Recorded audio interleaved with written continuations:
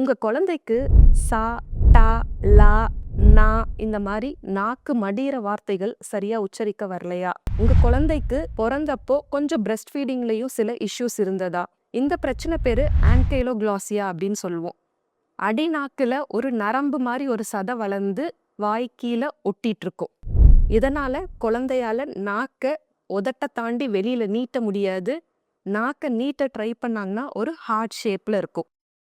இது இருக்கிறதுனால குழந்தை அம்மா கிட்ட ஃபீட் பண்றப்போ சரியா சக் பண்ண முடியாம அம்மாக்கும் சில ப்ராப்ளம்ஸ் வரலாம், பாப்பாக்கும் சில ப்ராப்ளம்ஸ் லைக் வெயிட் கெயின் ரொம்ப புவரா இருக்கும். இந்த மாதிரி பிரச்சனைகள் வரலாம்.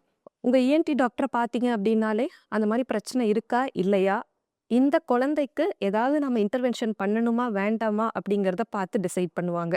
இந்த குழந்தைக்கு நாக்கு மேலே மடிக்க முடியாம, வாயில சொலட்ட முடியாம, வெளியில நீட்ட முடியாம, உதட்டலையே பேசி பேசி டோனே வேற மாதிரி இருக்கும். இந்த குழந்தைக்கு ஒரு சின்ன சர்ஜரி தான், ஒரு ரிஸ்க் ஃப்ரீயா நாக்கு கடியில ஒட்டிட்டு இருக்க சதையை மட்டும் ரிலீஸ் பண்ணி விடுவோம். அப்போ நாக்க வெளியில நீட்ட முடியும், பிரஸ்ட் ஃபீடிங் இஷ்யூஸும் தீர்ந்துரும்.